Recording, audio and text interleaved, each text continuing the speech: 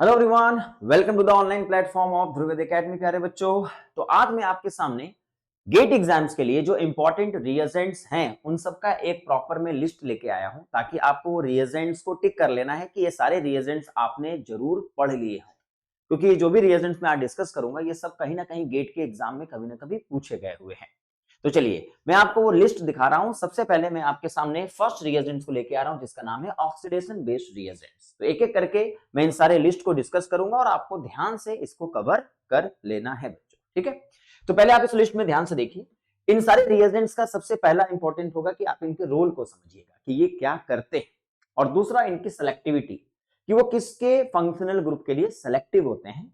और अगर उनकी स्टीरियोकेमिकल एक्टिविटी को आप अच्छे से जान जाएं तो रिएजेंट के सवाल हमें एग्जाम में गलत नहीं नहीं गलत होंगे।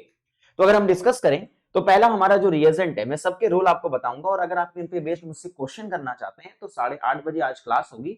आप उनके सेशन को जरूर देख लीजिएगा, उस रिएजेंट के सेशन को जो मैं लाइव डिस्कस करूंगा, जिसमें मैं इन सारे रिएजेंट्स को यूज करके इनके सवालों का इस्तेमाल करूंगा ताकि आपको उनको अप्लाई करना एग्जाम में आ जाए। तो अगर आप सवाल करना चाहते हैं तो आपको लाइव सेशन में जुड़ना पड़ेगा। तो चलिए सबसे पहले मैं MnO2 की बात करूं। ये मैग्नीज ऑक्साइड, ये रिएजेंट का रोल क्या होता है? ये अल्कोहल का ऑक्सीडाइजिंग एजेंट है और ये अलाइलिक और बेंजाइलिक अल्कोहलों को सेलेक्टिव ऑक्सीडाइज करता है अल्डिहाइड और कीटोनों में। सेलेनियम ऑक्साइड ये भी एक ऑक्सीडाइजिंग एजेंट है, जिसका मेन काम होता है एक अल्कीन के अलाइलिक पोजीशंस को ऑक्सीडाइज करके अल्कोहल में क्रिएट कर देना। तो ये अलाइलिक ऑक्सीडेशन का काम करता है, या भी ये किसी कार्बोनाइल कीटोन के अल्फा पोजीशन पे एक और कार्बोनिल ग्रुप डाई कीटोन बनाने का भी काम करता है। तो इसकी जो रोल है आपको पता होना चाहिए। DMP ये भी एक रिएजेंट है, डेस मार्टिन पर आयोडीनेन। ये एक माइल्ड ऑक्सीडाइजिंग एजेंट होता है जो अल्कोहल को ऑक्सीडाइज करता है 1 डिग्री को अल्डिहाइड में, 2 डिग्री को कीटोनों में। KMnO4 एक स्ट्रॉन्ग ऑक्सीडाइजिंग एजेंट है, जिसका मेन रोल होता है कि अगर ये अल्कोहल में डाल दिया जाए तो वो एसिड में बदल जाएगा, अल्डिहाइड में डाल दिया जाए तो भी वो एसिड में बदल जाएगा। और अगर ये डाइल्यूट KMnO4 या अल्कलाइन KMnO4 का अगर आप यूज करते हो तो इनका काम होता है अल्कीन को सिन डाइयोल में कन्वर्ट कर देना। PCC प्रीडिनियम क्लोरोक्रोमेट, इनका भी रोल होता है बच्चों एक अल्कोहल को ऑक्सीडाइज करके अल्डिहाइड और कीटोन में बदल देना। ये भी एक माइल्ड ऑक्सीडाइजिंग एजेंट्स होते हैं। MCPBA मेटा पर क्लोरोबेंजोइक एसिड, इसका नाम होता है कि भाई देखो मेटा क्लोरो पर बेंजोइक एसिड, इनका भी एक रोल है बच्चों। ये हमारे किसी अल्कीन को इपॉक्साइड बनाने का काम करता है और साथ के साथ किसी कीटोनों का वेयर विनेगर ऑक्सीडेशन करके एस्टर बनाने का काम करता है। तो MCPBA का रोल भी सबको पता होना चाहिए। NaIO4 या HiO4, ये ऐसे रोल होते हैं इनके कि ये किसी डाइओल को बीच से तोड़ करके किसी अल्डिहाइड और कीटोनों में कन्वर्ट करके काम करता है। ये ऑक्सीडेटिव क्लीवेज के लिए यूज किया जाता है। ऑस्मियम टेट्राऑक्साइड NNMO, ये हमारा अल्कीन को सिन डाइहाइड्रोक्सिलेशन के लिए यूज किया जाता है। H2O2 NaOH, ये पर ऑक्साइड जो होता है इनका काम होता है अल्फा बीटा अनसैचुरेटेड कीटोन को इपॉक्साइड की रिंग में बदल देना। टाइटेनियम क्लोराइड डॉट H2O, ये मेन रोल है, इनका काम होता है कि कहीं NO2 ग्रुप दिख जाए तो जिस कार्बन पे NO2 लगा है उस कार्बन पे कीटोन बना देना।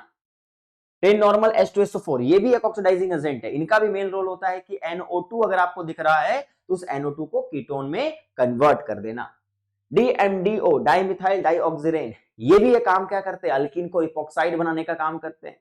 तो अल्कीन जहां भी आपको दिखे इपॉक्साइड ये बना सकता है। ओजोनोलाइसिस, ये जो ओजोनोलाइसिस आप देख रहे हैं ये इंपॉर्टेंट रोल प्ले करता है डाइमिथाइल सल्फाइड में या मिथनॉल में। ये सिंपल ऑक्सीडेटिव डबल बॉन्ड को तोड़ करके एल्डिहाइड और कीटोन में कन्वर्ट करता है। H2O2 अगर आपके पास आ गया तो डबल बॉन्ड को तोड़ करके एल्डिहाइड जहां रहा है उसे एसिड में बदल देता है। NaBH4 के साथ अगर यूज हो रहा है, इसका मतलब आप इस डबल बॉन्ड को तोड़िए और जो एल्डिहाइड और कीटोन बनेगा उसका फर्दर रिडक्शन करके अल्कोहल में बदल दीजिए। Ag2CO3 ऑनसिलाइट, ये भी एक अल्कोहल का ऑक्सीडाइजिंग एजेंट होता है जो 2 डिग्री और 1 डिग्री में 2 डिग्री अल्कोहल को जल्दी से ऑक्सीडाइज कर देता है और साथ के साथ अलाइलिक और बेंजाइलिक के लिए भी सिलेक्टिव होता है। शार्पलेस इपॉक्सीडेशन, ये अल्कीन को जो होता है इपॉक्साइड बनाने का काम करता है, बट ध्यान रखना पड़ता है कि इसमें कायरल सिस्टम जुड़े होते हैं जो इसको अबव या बिलो प्लेन बनाने में यूज करते हैं। वेकर्स ऑक्सीडेशन, ये हमारे टर्मिनल अल्कीन को कीटोन बनाने के लिए इस्तेमाल किए जाते हैं। स्वर्ण ऑक्सीडेशन, ये भी एक माइल्ड ऑक्सीडाइजिंग एजेंट है जो अल्कोहल को अल्डिहाइड और कीटोनों में कन्वर्ट करता है। प्रिवर्स्ट एंड वुडवर्ड डाइहाइड्रोक्सिलेशन, ये हमारे किसी अल्कीन को डाइयोल बनाते हैं। प्रिवर्स्ट तो ट्रांस डाइयोल बनाते हैं और वुडवर्ड तो सिन डाइयोल का इस्तेमाल करते हैं। जोन्स रिएजेंट, ये Jones reagent strong oxidising agent होता है क्रोमियम बेस्ड, जिनका इस्तेमाल 1 डिग्री अल्कोहल को एसिड बनाने के लिए किया जाता है। तो ये सारे ऑक्सीडाइजिंग एजेंट्स मस्ट हैं जो आपको पढ़ करके जाने हैं। इनके अलावा मैं आपसे बातचीत करने वाला हूं बच्चों रिडक्शन बेस्ड रिएजेंट, जिनका काम रिडक्शन करना है। और रिडक्शन का मतलब है किसी को हाइड्रोजन डोनेट कर देना, किसी में इलेक्ट्रॉन डोनेट कर देना, वो रिडक्शन का प्रोसेस कहलाता है। तो उसके लिए बच्चों हमारे पास कई सारे रिएजेंट है जो आज तक गेट के एग्जाम में हमसे पूछ लिए हैं। लिथियम लिक्विड अमोनिया एक बर्च रिएजेंट है जिसका इस्तेमाल 3-4 चीजों के लिए किया जाता है। पहला, बेंजीन को रिड्यूस करना, दूसरा अल्काइन को रिड्यूस करना, और तीसरा इनॉन को रिड्यूस करना, और चौथा कहीं भी आप ओबीएन एनबीएन बॉन्ड को तोड़ करके उनको हटा सकते हैं। तो इनके कई सारे रोल है बच्चों, डी प्रोटेक्शन का भी इनका रोल होता है। आपको इनको अच्छे से पढ़ करके जाना है। नहीं पढ़ पाए तो मेरे साथ सेशन में जुड़िए, या डिस्क्रिप्शन में लिंक में शेयर कर दूंगा, उस लिंक को आप लोगों को देख लेना है और लाइव सेशन में जुड़ जाना है। के सेलेक्ट्राइड, एल सेलेक्ट्राइड जो बोरोहाइड्राइड्स होते हैं, जो अल्काइल बोरोहाइड्राइड्स होते हैं, इनको आपको हमेशा पढ़ करके जाना है, इनको छोड़ना नहीं है।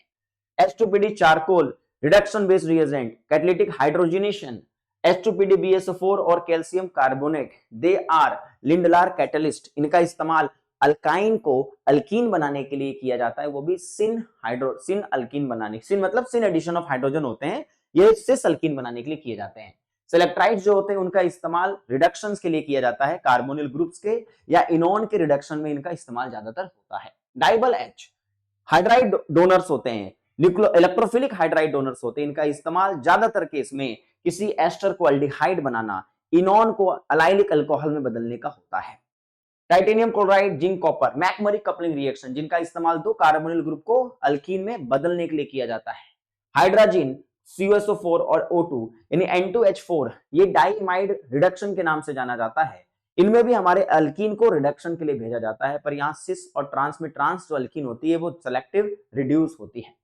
LiLH4 लिथियम एल्युमिनियम हाइड्राइड, इनका भी इंपॉर्टेंट रिएजेंट का रोल है। ये भी हमारे aldehyde, ketone, ester, acid, amide को पूरी तरीके से अल्कोहल बनाने में यूज करते हैं, अमाइड को अमीन्स बनाने में यूज करते हैं। NaBH4 सीरियम क्लोराइड, इनका इस्तेमाल ज्यादातर अल्डिहाइड और कीटोनों में कीटोन को रिड्यूस करने के लिए किया जाता है in the presence of aldehyde, और इनॉन सिस्टम में डबल बॉन्ड को छोड़ के कीटो वाले ग्रुप को रिड्यूस करने के लिए किया जाता है।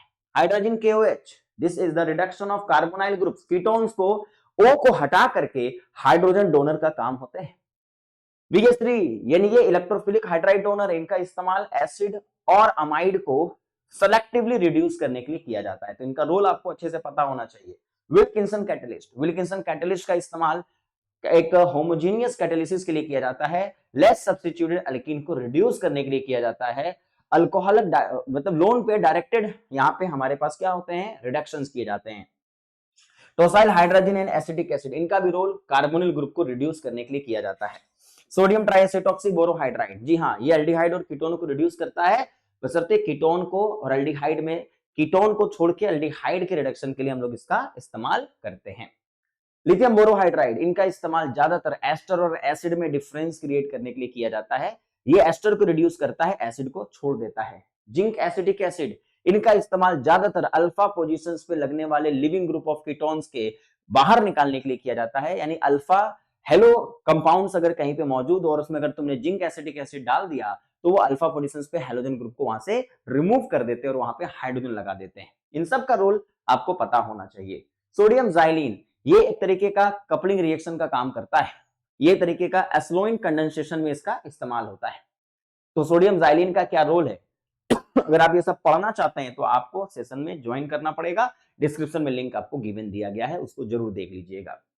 जिंक बोरोहाइड्राइड, ये भी एक रिडक्शन का काम ही करता है, पर ये कार्बोक्सिलिक एसिड को भी रिड्यूस कर सकता है। ये थोड़ा सा स्ट्रॉन्ग रिड्यूसिंग एजेंट होता है, और साथ के साथ ये एल्डिहाइड और कीटोनों में कीटोनों को छोड़, मतलब एल्डिहाइड को और कीटोनों अगर देखा जाए तो ये उनमें भी सिलेक्टिव रिडक्शन करने में काम आता है। NaBH4 mild reducing agent, aldehyde ketone तक रिड्यूस करता है। सोडियम साइनोबोरोहाइड्राइड, ये भी एक इमीनियम को अमीन बनाने का काम करता है। तो ये सारे रिएजेंट्स का एक इंपॉर्टेंट रोल है, उस रोल को आप लोगों को अच्छे से कवर करके रखना पड़ेगा।